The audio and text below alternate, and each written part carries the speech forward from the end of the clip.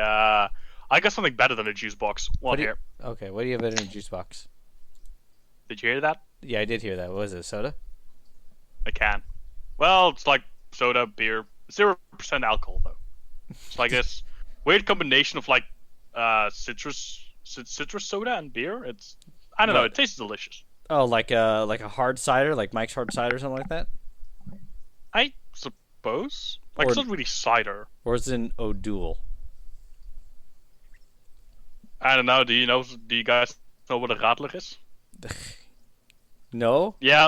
Like, imagine just pouring half beer, half 7-Up or Sprite. I don't know if you should be drinking alcohol on the job. We're recording already. Like I said, it's alcohol percentage. And also, I'm not drinking on the job. I just got fired today. Oh, hey, let's go. There's the opening bit. Oh, I can drink beer again. Woo!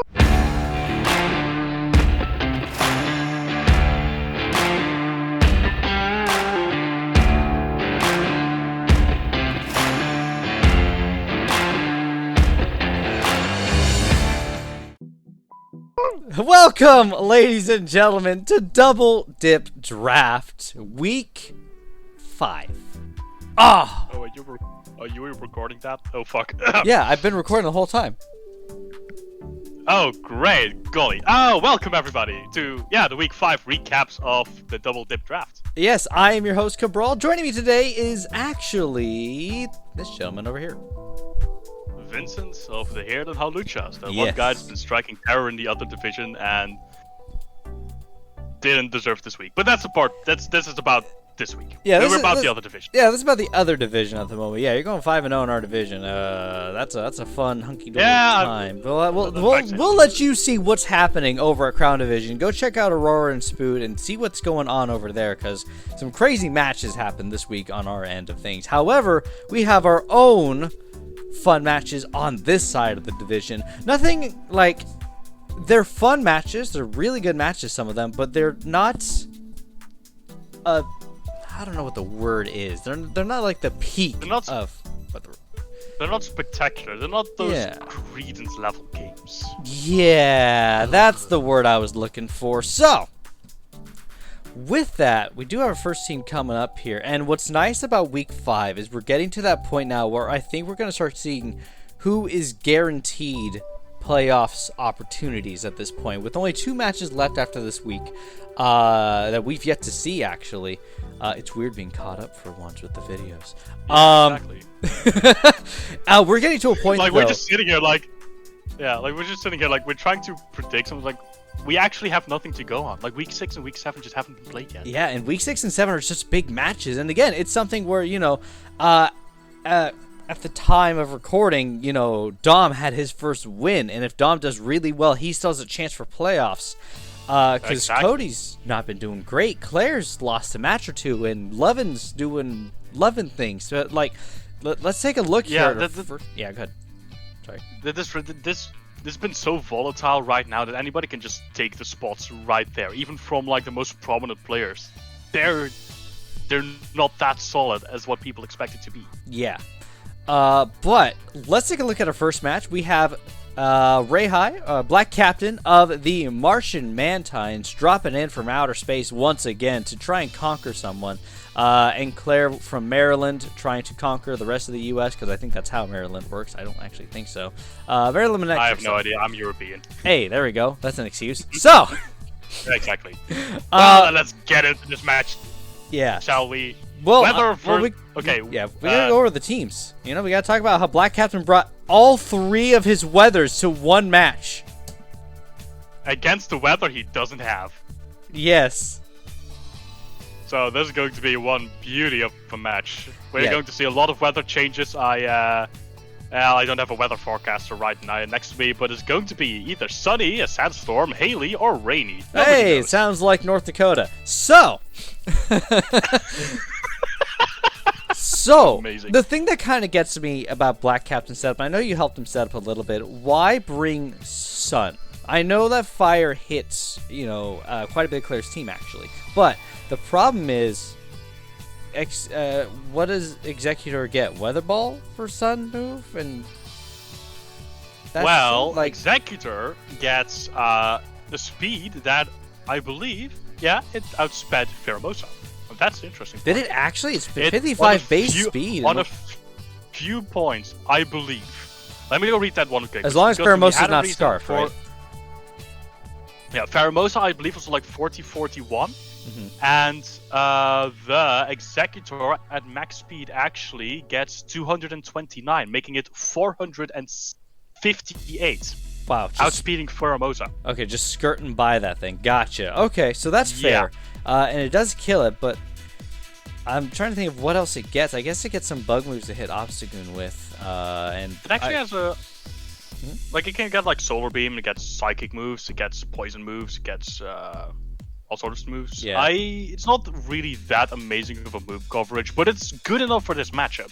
Because it doesn't really need to be super effective. It has a base 125 special attack. Like, even neutral can, like, absolutely hit stuff like Arctozolt or Abomasnow. Yeah. At least a bit. That's fair. And, of course, Weather Ball. Yeah. And, of course, we do have Arctozolt and Abomasnow because Slush Rush, honestly, does a lot of work against Black Captain's team, actually. Oh, yeah, for sure. Like, half the time, Slush Rush is just... There is no way outspeeding it. Like, aside from Executor in Sun, but then there is no Sun to activate Slush Rush, and that's where the Weather Wars become massively important here. The Weather Wars. Oh, what a title, what a chapter. Also, Moltres coming in being there. Porygon 2 has been to literally every game. It does the same thing it does every single time. It recovers, hits you with a move, potentially foul plays, whatever it does. Let's get this rolling, though. It's absolutely disgusting. Yeah. Let's get this going, yeah. So, first being sent out, Kofakigus versus Obstagoon. A very staple of Black Captain to bring with Kofakigus, although against Obstagoon, having Taunt, not a very good choice. Yep. Now, of course, the parting shot comes into here, into Abomasnow. Yeah. I'm a little surprised. Why not run Rain Dance on Politoed to counteract this weather? But, well, it can also just switch out, and... That's true. That's fair. Like, it could run Rain Dance, but it would just take up a turn, and in the meantime, Abomasnow could just Giga Drain. What you saw just now is something that I tried to drill into Black Captain, and he learned from this. Don't keep Abomasnow even a single turn in Hail. It'll set up Aurora Veil. Yeah. Then you have a problem. Big thing here, though. Eviolite getting knocked off. Black Captain doesn't have a lot of knockoffers, so the one thing he needed for sure is to bring Kofakigus into Porygon 2, which it can, because, you know, Tri-Attack just doesn't hit it and stuff like that. Yeah. But then knock off the Eviolite. Then it can break through. Yeah, which is really nice to get off that Eviolite, because Porygon's just dumb. You know, it just does too much with that thing. We're running Thunderbolt this time around, which kind of makes sense. You know, we do have the rain. I guess Claire was definitely worried about the rain more so than any other of the weathers. However, it's okay. Yeah. Even if she was worried about the other ones, they all came anyways. Doesn't matter. Exactly. Now, T-Tar coming in, and this just shows how stupid Porygon is. We just want to clarify. The Porygon doesn't have Eviolite anymore. Yeah. Look how little damage the Tyranitar is doing for what it should do. Yeah. Of course, eventually still killing it, but taking too long onto it. And then the Pheromosa can just come in and just start kill stealing everything. Yeah. Like does T-Tar get Sucker Punch or no? I believe it does. That would have been really nice to run against that thing. Would have been nice. Probably would have killed too. 70 base power stab probably would have actually killed that. Fair enough, but it still resists as well because Pheromosa remains a fighting type. That's true. Yes, I've learned my lesson. Bug doesn't resist dark. Back at hand, again, the same thing. Don't let Abomasnow and Cattle turn into hail. But this time, Claire learned from her mistakes real quickly and just Giga Drained on the Tyranitar. Yeah, protecting to do some scouting. Fire Punch, great move to run on Tyranitar, of course. Exactly. Weather Report over here, not even flinching at that. Exactly. That Obsidian can come in, and all Claire needs to do is stall out the poison. Yep. Because T-Tar is sadly too tanky for Claire to really hit. I'm a little surprised Executor came in at this point. I guess Sun was dead. That is fair. Because there's no Sun. Yeah. It's not getting there anymore. Torkoal is dead. So, the random sacrifice, it's kind of weird, but Executor would not have done anything anymore. All Claire's mons hit it super effectively. Run down an Earth Tower, try and hit. Earth Power. Where? Arc Assault. Yep. Probably expecting to switch out to Arc Assault at that point. You Yeah. know what? Would have been really dumb. Why not run Sunny Day on Polydode and click Weather Ball against Obama Snow? That would have been amazing. It takes care of it. Like, then at that point, because I believe, like, Polytoad's tanky, especially. So you can take a hit or two from Obama Snow and set up your Sun and click Weather Ball and live because you outspeed it anyways. That would have been actually pretty hilarious. Especially because Obama Snow tends to run Blizzard because it's in the hill anyway and the Blizzard doesn't miss anymore. Yeah. Except if you, like, set up Sunny Day in his face, then suddenly Blizzard only has a 50% chance to hit. Yeah. Of course, bringing RNG to the table, and that can screw up some games. Yeah, that we've seen so far. So the Arc Assault comes in. Yeah, we said it. Yeah. This is so sad for Black Captain. He could have won this because the rain was up for enough turns for Barraskewda to actually start hurting. Then the burn happened, and both Arc Assault and Pheromosa, I believe, have Protect. Yeah. Or at least Arc Assault has. So it can stall out the rain very painfully. Yeah. And then at the last turn, Protect fails, Arc Assault falls. If Black Captain only got one more turn, he could have won this. Yeah. But the rain disappears, Pheromosa becomes faster again and destroys Barraskewda. Or a very close match. Yeah. Or if that Tyranitar earlier sucker punched this thing, might have died to rocks on the switch in. That could have also been the thing. Fair enough. Yeah. Don't though know for I'm sure. actually Also, kind of curious to know. Yeah. Sorry. Go ahead. I'm just going to look at something, just if that would have done anything. I'm curious, with Politoad, why not run Damp Rock to get the 8 turns of rain? Fair enough, because it was the prominent eject button of, I believe, at least. Like, can you look at the Politoad? Yeah, it was eject button. It was knocked off earlier, or consumed. Yeah, it was the eject button, because it could run a Damp Rock.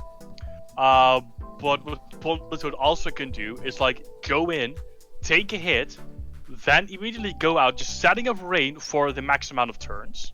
Okay, then switching straight into Barraskewda and hitting everything. That makes sense. That's fair. Yeah, because then not only you set up the rain and get a free switch in. A free safe switch in for Barraskewda. Yep. Considering it outspeeds and most likely one-shots everything aside from Porygon. I mean, close combat does a good number on Porygon. Because it wasn't choice banded, it was expert belt, so it could just swap up the moves whenever necessary. Yeah. I just looked up with a life orb. Wait, that's Tyrantrum. Oh my god, I hate. Hey, close enough. Tyranitar was lefties at that point, by the way. Yeah, that's fair enough. I'm just going to throw in max attack and just see what it would do. Sucker, punch. Probably attack nature too. It's about 50%. What about attack attack nature? Attack nature, it's like 48 to 56% with leftovers. Okay. Now, if it had like life orb, it would have probably done a bit more. But in all cases, the Pheromosa would have probably like still survived it. Sadly, the Sucker Punch is not very effective against Pheromosa. It would have been a good choice. Yeah, just because like one of the biggest things is we wanted additional chip damage. So at this point, when did this come in? How much health did that have when it came in, actually? So when Pheromosa came in, it was at 88, went down, lost 12% of its health. So it would be sitting right now at around 12% health. Aqua Jet would have killed. Then Aqua Jet would have killed, yeah. Yeah. Though the Barraskewda didn't run Aqua Jet, it relied heavily on the rain. And it would have gotten away with it if Dark Diesel didn't have Protect. Yeah, if it weren't for that meddling Arc Diesel. Guys, bring protection. Yeah, definitely. So keep an eye for that. But great match by both players. Honestly, I think Black Captain played really well, running all three weathers and showing some decent synergy for a multi-weather team. I wonder if this is the start to something you might see in Season 6 where people are like, I want all 4 weathers. Yeah. See how that goes. That would actually be hilarious. I'm kind of intrigued to see how that would work, because then there's no expecting what to do. Yeah. Plus, not only that, is you're taking away the weather status from other players, making it more difficult for other people to counter weather your weather. Oh yeah. Definitely. We'll have to see if that strat comes to fruition next season. But would you like to introduce us to our next match, which has come to fruition in front of our eyes? Oh, yes, because the newcomer, Dom, is up against IDM. What are their Dom team of names? the Cincinnati Cyndaquils and IDM of the Brussels Espions. Hey, there we go. You did it. Yeah. Both players, IDM, of course, I've said this many times, he is this game. He's an expert. He knows what he's doing. He has a calculator in his brain.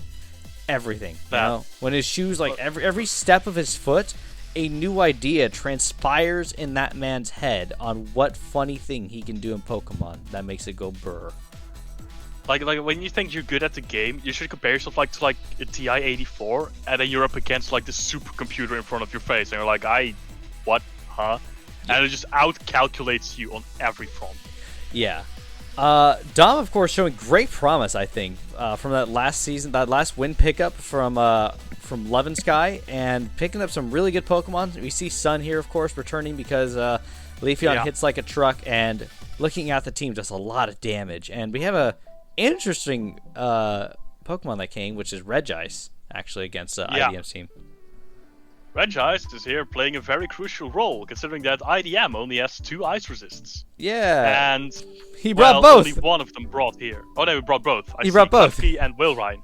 Yeah. Funnily enough, Wilrain has not just a ice resist, not a double ice resist, but a 8 times ice resist. 8 times? I think isn't like 1 1/4. Thick fat. Oh, yeah, thick fat. That's right. Damage only because of thick fat. That makes sense. But in other news, IDM runs a lot of special mons. I mean, we're looking at Tapu Koko, which is prominently specially attacking. Yep. Raichu Lola, prominently specially attacking. Goodra, prominently special attacking. Only really Mudsdale being a prominent physical attacker. Mm-hmm. So Regice with the base 200 special defense is going to make some work. Yeah, absolutely. Let's go ahead and see some of that work here take off. So we start Regice, and Electric Surge comes up right away, of course. Yeah. Exactly. IDM, first of all, scouting. Dom's a new player. He doesn't know a lot about him, so he needs to get some information going. Yeah. Gets to Klefki, tanks the Ice Beam. Ninetales comes out. And is immediately faced against a Crisis. Yeah, screens. Ninetales in the sun. Yeah. Oh, yeah, that. Yeah. Of course, Mystical Fire hitting hard against Goodra. Prominently special Very attacking, unfortunate Toxic Miss. That is so sad. And then the crit afterwards. That Dragon Pulse wouldn't have done 50%. Yeah. And then start hitting 80 with the crit. A good prediction of IDM. Hey, let's go. We got hail. Speaking of weather. Yeah. And this is where we get IDM is setting up screams, and Dom's like, I can do that as well. And goes into Regice, manually sets up hail, and then Aurora Veils. Yeah. What more of a flex do you want with this game? Yeah. It's definitely something where I know, I held Dom team build against IDM, and something I didn't consider was Reflex. And it's kind of a shame because they did a good amount of work for IDM here. Exactly. And outside of Veils and Reflex or whatever, Dom's team does really well against IDM's actually. Exactly, it really does. So IDM really needs those screens to tank a hit, be able to live through something. Mm-hmm. Now, of course, Tapu Koko being physical, that's an interesting one because it's get Spray Bird. And like we said earlier, IDM's team is very specially focused, so sometimes he just needs to switch it up from expectations. Yep. Great predict by Dom, not predict, but great safe call, going knockoff and just hitting whatever came in, and just killing that Goodra. Goodra was a big pain in his side, one of the biggest reasons Regice came. And then this thing, Reflex. Exactly.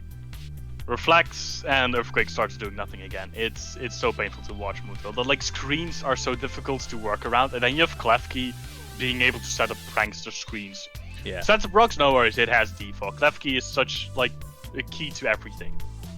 See what I did? Does defog not get rid of your screens? I thought it did. No, it only gets rid of your opponent's screens. Ah. That's terrible. Also, Dom kind of forgot about Tapu Koko being electric type for a second. Yeah, I think he regardless, predicted U-turn or something else coming in, and most likely. Yeah. But IDM had nothing to fear. The electric resists, aside from Leafeon, were gone, so... Yep. They're Leaf Blade, and because of the reflects and the resists, Leafeon just can't punch through Klefki. Yeah. It's like foul play for 35%. Mm-hmm. Yeah, and the most sad part about this, like, he could have gone through easily if one of those crits, and Leaf Blade has upped crit chance. It has 25% to crit. And that's number 4 that doesn't crit. Yep. And then we go further, and it's like, Nope. and that's number 5 that doesn't crit. Yep. Yeah. But we do get that eventual kill right here. It's a shame, though, that screens are all up right now, because at this point, Leafeon does some great work killing this stuff. And that's only 1 turn of Sun left, and then Tapu Koko is actually faster. Yeah, and the reason for that was adjusting, because Leafeon can actually take a couple of hits. Its defenses aren't bad, and you can give it some special defensive investment to actually make it survive some hits. Problem was, at that point, he was just whittled down too far. Yeah. Like, it didn't matter at that point. Like, Leafeon has a 130 base defense. If Tapu Koko U-turned there, it would have done a lot, yes. But straight up kill? No. But because it had so much trouble getting through to the Klefki, it just didn't work out enough. And then IDM takes the cake, though not unharmed. Taking 3 months of IDM is quite a feat in this season. Yeah, I actually think that's one of his closer matches, isn't it? I don't think he's lost more than 3 Pokemon, except for maybe 1 other match. Yeah, like IDM does not take prisoners. He just slaughters whatever comes in his way. And yeah, some of them are a bit harder to, well, get rid of than others. Definitely are. I think Dom put a good foot forward, and I think he's doing really well in this season overall. I'm very excited to see what Week 6 brings us with his team. For sure. I actually really want to find him myself as well. Yeah. So, Dom, do your best. Make it to playoffs. I want to see you there. There you go. Just go encourage him. Just go build his team for him and tell him to use it. He'll do it. No. He has to earn this by himself. Oh, you're right. So, speaking of earning it by yourself, Cody, stop losing. So, we have Cody versus Aurora on our next match. That was uncalled for, but fair enough. Cody, stop losing. Okay, we're not going to go into there. No. Cody has a bit of a rough season, but he's still one of the stronger players of Absolutely. the league. Yeah, Cody is a really good player overall. He's brought a lot to the table, and he has a lot to offer. It's just, I think at this point, looking at the team makeups versus Aurora of the Honesburg Hunters and Cody of the Southdown Sand Slashers, Cody doesn't have the best matchup against Aurora, is one of the bigger issues I think he suffers from. He sure doesn't, because if you look at the team composition, like everything Cody has at the moment, Aurora has an answer for. Yeah. For example, the Tornadus. I believe like the Golurk can learn, Golurk can have Levitate, or else Celebi can resist the Earthquakes. Scissor is here to hit hard, and then you get the Arcanine just tanking on it on base. Blastoise can come in, but Tentacruel can just resist it. Sorry, I meant he can like go into the Tentacruel, but then he has Kartana to worry about. Like, yeah, it's water poison, but Kartana hitting neutral against something with not that much defense, not gonna happen. You know and what? The same goes for the rest. I'm surprised we didn't see the return of Shell Smash Jolteon, because I think it actually works better here than it did for IDM, because, you know, Jolteon gets a little move called Shadow Ball that actually deals with Golurk pretty well. Also deals with Celebi pretty well. Oh yeah, because that's what you're going to see right here. Aurora predicted that. And we worked around. We also expected Jolteon. We surely did, because it's strong against Blastoise. It outspeeds Cortana just straight out. It outspeeds Arcanine, hits it hard. Yeah. Exactly. So that's why once we see the match, you'll see what Aurora did against that.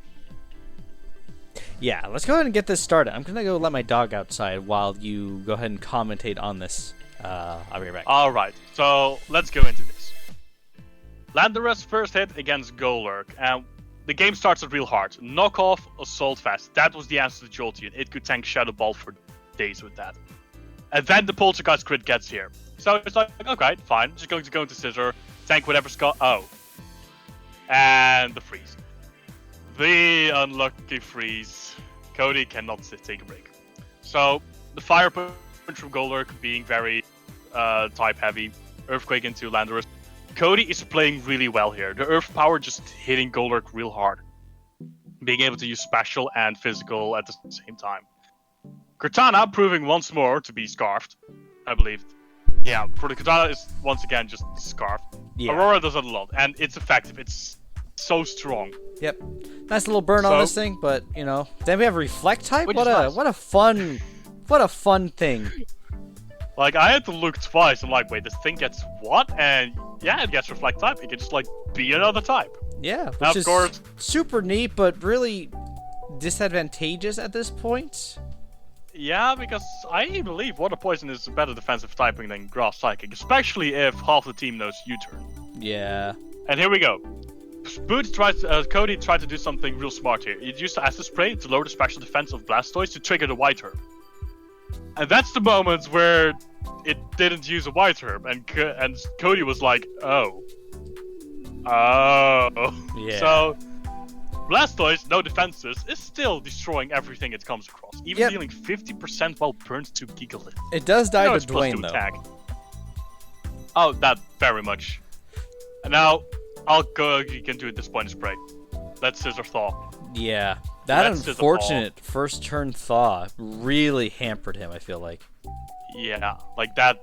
It's so sad to see that happen sometimes. It's just an entire Pokemon, a really strong one. Aurora feared it, and is just taken out of the game by 10% chance. Yeah.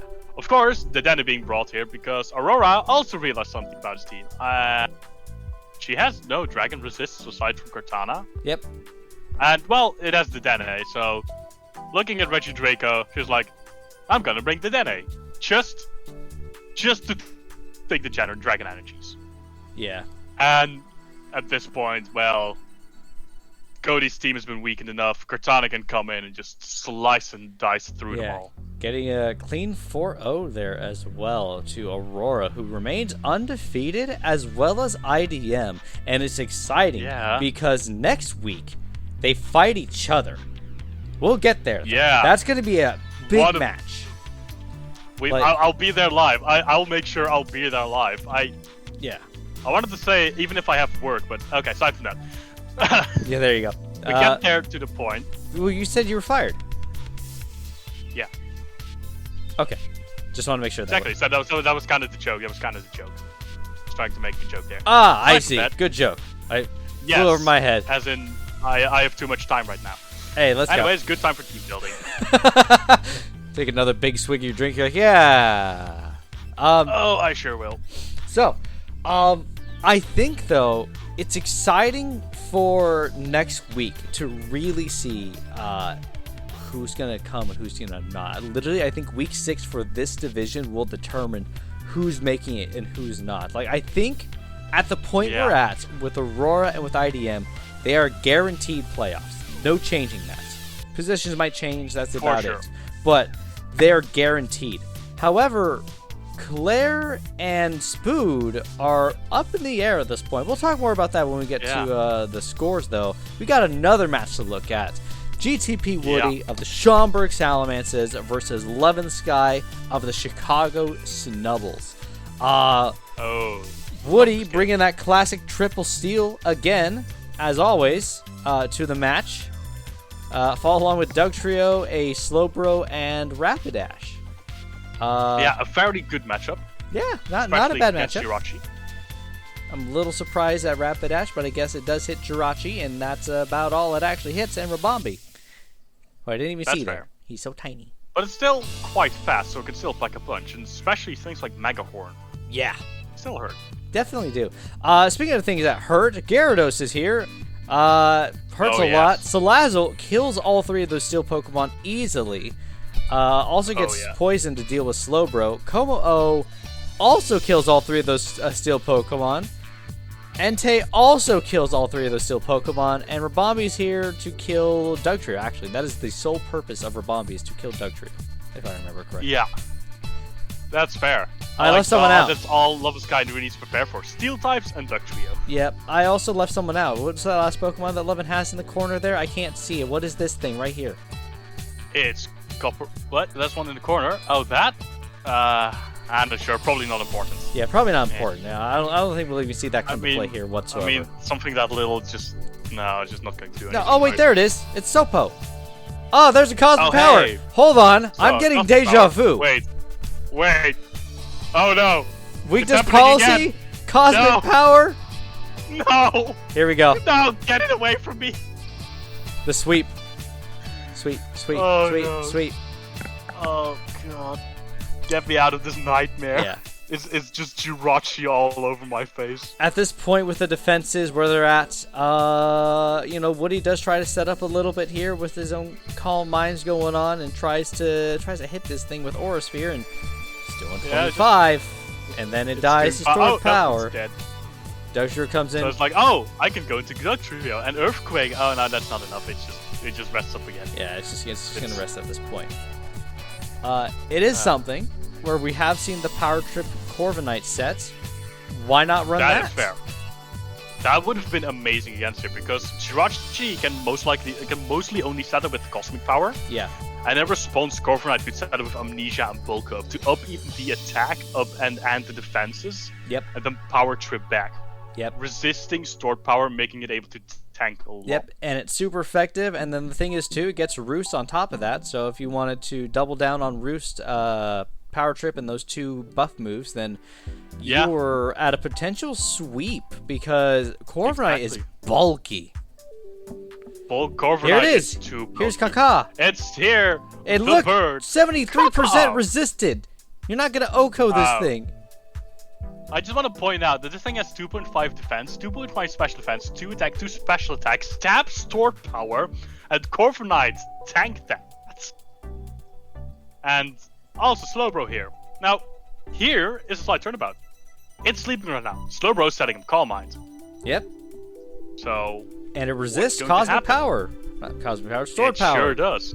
Stored power. It resisted below 50%. Yeah. And the flamethrower, immediate burn. No hesitation. Yeah, which is really nice. Clicking Calm Mind again. But should have done that earlier, I think, and clicked Flamethrower there because that would have actually killed it, I'm pretty sure. Yeah, that would have killed it at this point, I believe. Yes. Or at least, like, with the Koparaja. But I'd more account for, like, Slack Off to, like, heal out the stored power. But regardless of that, we wanted to do, like, more of an analysis on what the sets were brought this match, but do you have an idea? Honestly, not really. I do know. Okay, so I do know. Levin was actually very worried about the Corviknight Power Trip set. So what Levin was gonna do is Entei came in. It gets, I believe it's Psych Up, where it steals your opponent's build up in stats or whatever. No. He actually brought that. Yes, he did, and it sweeps Woody's team. Would have been really neat to see. Not coming, of course, because Power Trip didn't come. That it was the one time it was there. Yeah, the one time Power Trip would have done something, didn't come, but that's okay. Yeah, but that's fine. We still love you, Woody. That's okay because that actually sets Jirachi now as I think the kill leader this season. I believe so as well. It could also be tied. It could be tied. Something else. It's 6-0'd Woody, 5-0'd someone. It's 6-0'd someone as well. It's currently tied with Cortana. Yes. For 12. 12 kills. Is that all our matches? Holy crap! That's all our matches. That was so fast. Wait, we're already through. Oh. We're through our matches. That was it. We went through all 5 matches. Like 1 or 2 to go. Oh, Lord, oh my, okay. Well, all right then. That was quite a quick week. Yeah, that was quite a week. What was your favorite match this week?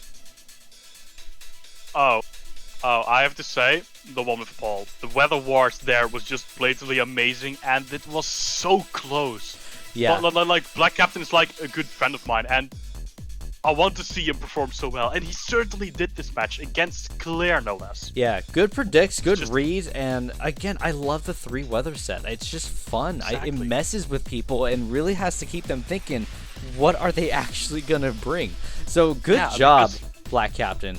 Great match there. Dom also, honestly, great match. I think Dom performed really well. But absolutely, being able to like knock down 3 Pokemon by IDM once more, very impressive feat. People who are watching, IDM is that levels of scary. Hey, you legitimately. know, I think it's saying something when Dom actually knocked out 3 of IDM's Pokemon. Cody didn't knock out one.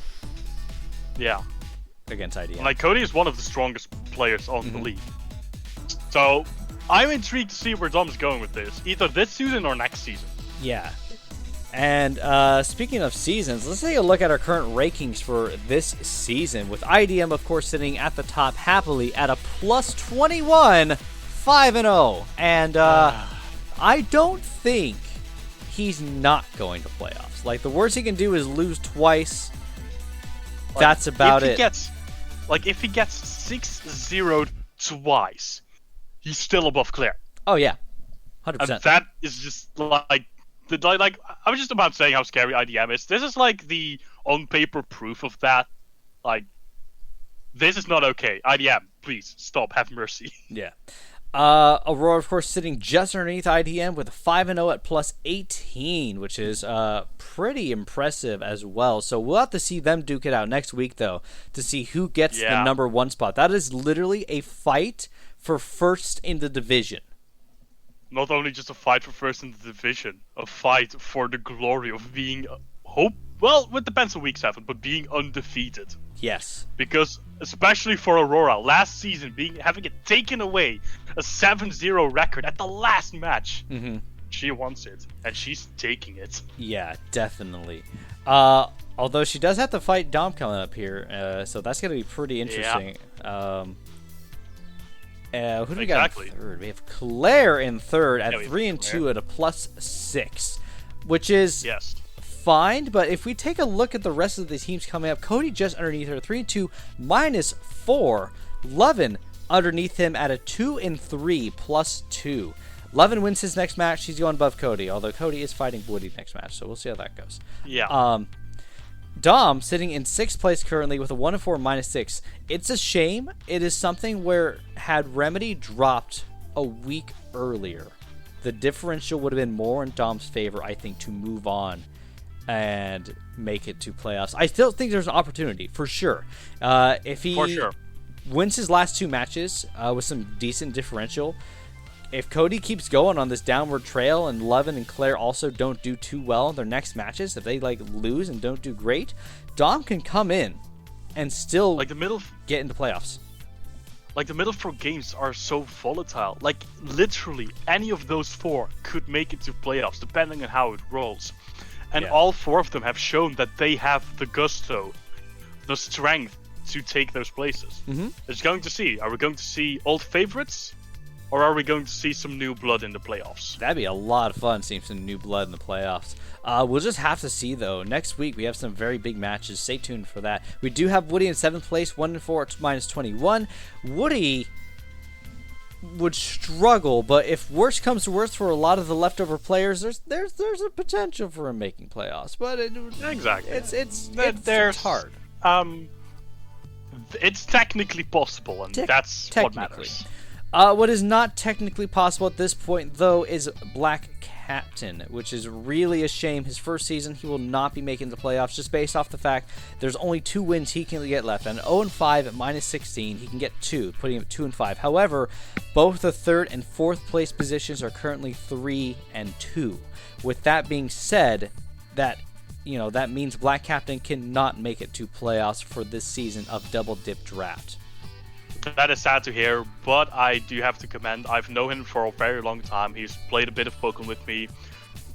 He's never actually played competitive Pokemon, and he had to learn a lot in the draft league to start performing. Oh yeah. So, regardless of what happened, he still played very well, and I think, with a bit of boot camping for me in Aurora, he's certainly going to get that. Oh, absolutely. And the thing is, as the seasons went on, I think he really started to hone in and get things together. That last match with Claire was really well done overall. Exactly.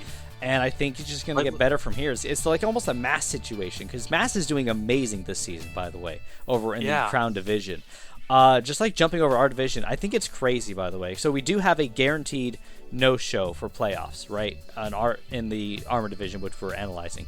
In Crown division, though, it is possible for anyone to still make it to playoffs. Absolutely, even for Skittles, yes, or Firebolts, at 1 or and 4. Nihilist. Yeah, but like you're gonna hear that like it over with Aurora and Spoo. They're gonna talk about that, but to me, it is crazy. We're at week 5. We don't know who's making it to playoffs still at this point. No, and that makes it so amazing. Yeah, it does. Just that level, like we're so far in the league already, and it's still so you can't predict anything. Like people have shown time and times again that they can surprise jump in and make it a really good match against top players of this league. Yeah. But that's about it for the Armor division. Be sure to please check out week 6. It is, I think, going to be the week that will determine majority of playoffs. I think 4th will still be contested for in Armor division. However, I think we'll have a more definite and finite answer of who will potentially make it. If Dom loses, he's out, of course. Woody loses, he's out, of course. And if Levin loses, I think that would also ensure that Levin is out. However, if Dom and Levin win their fights and matches, it will be up to week 7, I think, to determine who makes it. So there's still a lot of hype left for the entire season. And that's just for the 7 weeks, of course. After that, we run into the playoffs. Yeah, which is going to be crazy, which you, at this point, are guaranteed playoffs. Oh, yeah. Hint, hint, nudge, for nudge. Sure. Go check out the Crown Division to see why. And so I think it's going to be pretty exciting to see how it all works out. But we'll go over more details in the next episode. Thank you all so much for joining us. Vincent, thank you for joining me today. It's been a wonderful, fun time. I loved having you here. Absolutely. Thank you for inviting me to this. Yeah, good times. All right, and on that, we'll see you all next time. You take care and go study up on your Pokemon so you can win your fights. Oh, I sure will. Got all the time in the world anyway now. Hey, let's go. Oh yeah, let's go. Pokemon time. Okay, anyway, bye. Have a good night and yeah. Good night and what? Oh, I just started drinking again. Yeah, have a good night. I'm just going to keep drinking. There we go.